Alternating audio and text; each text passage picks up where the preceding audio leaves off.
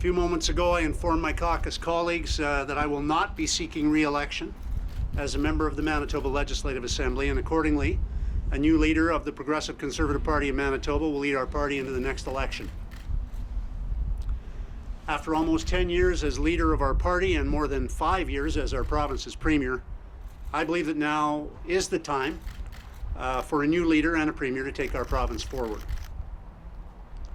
The honor of my life has been serving as our premier. Manitobans have gifted me with the great privilege of leading our province with the two largest back-to-back majority government wins in over a century.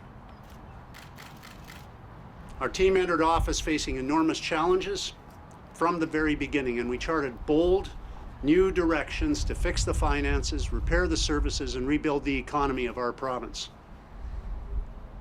We produced the first balanced budget in over a decade, while creating the largest ongoing per-person investment of any Canadian province in healthcare, education, and family services. And we did this while lowering the tax burden on Manitoba families, on every working person, on every retiree, and on our small businesses as well, to keep life more affordable. Most important of all, we did what we said we would do. We ran a clean government with real integrity that was scandal-free, and I am proud of that. Together, Manitobans faced an extraordinary challenge like no other in the past year and a half, and that challenge is not over yet with respect to a global pandemic. And our government has had to make many, many difficult and unprecedented decisions, as have all governments during that time. Decisions to keep people safe, to protect our hospitals and the people who work in them, and the people who need treatment in them as well, and to support our small businesses and our communities, and individuals as well. But now, through our collective efforts, Manitoba is poised to recover. And you saw signs of that last week with the StatsCan job numbers, where we're leading the country. More work needs to be done, but our vaccination rates are leading the country, and our goal is to keep that going. Our job growth leads the country, as I mentioned, and today Manitoba is incredibly well positioned to springboard into a stronger economic and social future with even greater social progress. And that's why I believe that this is the right time. There's no easy time. It wasn't easy for my family and I to make the decision to enter public life, and it's not easy to make the decision as to when to leave it either. But I believe this is the right time for my family and for our party and for Manitoba too. We can go that next step. We've positioned ourselves well for that, and I believe that that can happen. So by stepping aside at the midpoint in our second mandate, I believe this will provide sufficient time for not only for party members to choose a new leader, but for Manitobans to get to know that new leader and new premier as well, so that we can keep moving this province forward together. I've been honored and I've been proud to serve as part of a dedicated team in government. Some have said I'm a coach, others have said things less flattering. I believe that I'm a person who has never worried too much about having followers, but I do worry about making sure that I build leaders. And so in our government, I am surrounded by capable people, and I know that they will make all our optimism come true. I am optimistic about the future of our province.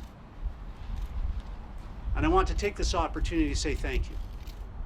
I want to say thank you to the people of Port La Prairie for giving me the chance to start in politics, by voting me out of town, as some of my friends say, for letting me help to restore a community that was struggling and suffering.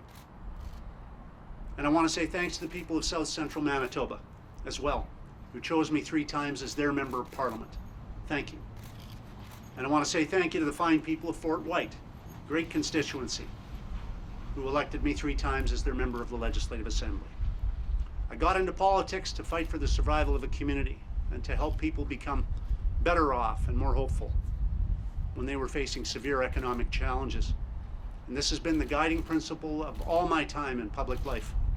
Fight against the things that make life harder on people, fight for the things that make life better for people. For me, it has never, ever been about doing the easy things, as you well know, but it has always been about doing the right things. That's how I've endeavored to serve as Manitoba's 22nd Premier. I've served in public life almost continuously since 1992. Since 1992. The year after we were blessed with our first child. When my wife and I were debating whether this was the right time, I said, well, we just expanded our business, and besides that, we just expanded our family. This is probably not the wrong time. And Esther smiled and looked at me and said, when would be a better time? We've had that same discussion now, and it's not easy to make the decision to leave, but the question, I guess, has been answered. I don't think there's a better time than now for me to step aside. So I make that decision today. I believe both decisions are the right ones, then and now.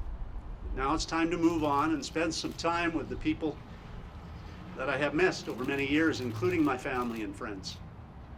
I want to say thank you to my family for their love and support every day for all these years. I want to say thanks to every Manitoban.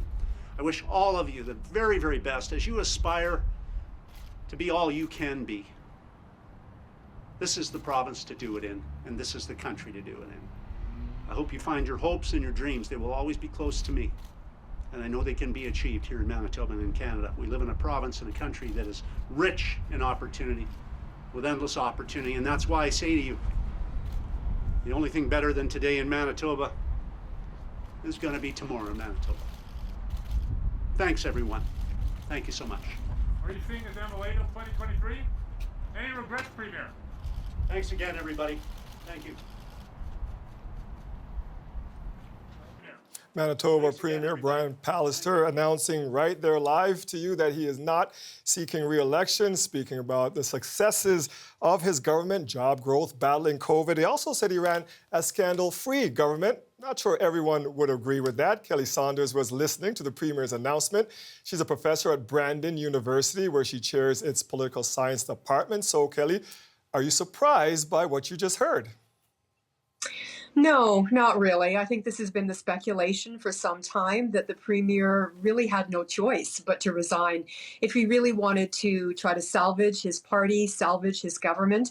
We're only 2 years away from the next election. So I think everyone expected that he had to do something. And this was the thing we were expecting he would do. So catch us up on why he had no choice but to leave at this time.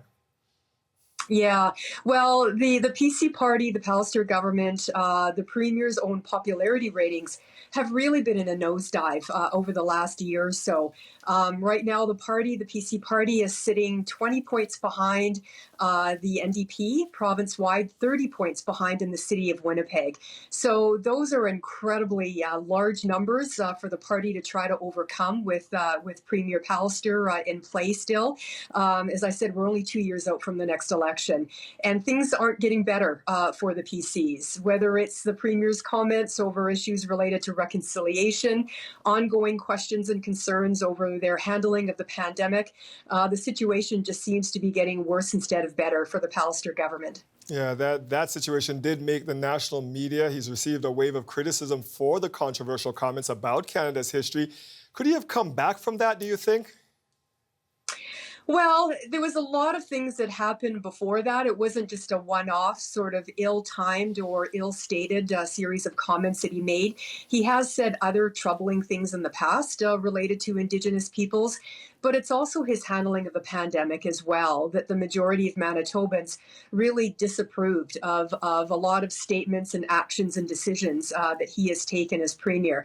So I think the culmination of all those things made it really difficult, if not impossible, for Brian Pallister to try to salvage his party's reputation and standings in the poll and really rebuild trust with Manitobans.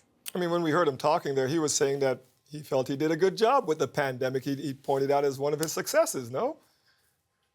Well, I think the vast majority of Manitobans, certainly if you go by opinion polls and just what you hear on the streets, I think a lot of Manitobans would disagree with that. I mean, we were not prepared for the second wave that really hit our province very, very hard last fall.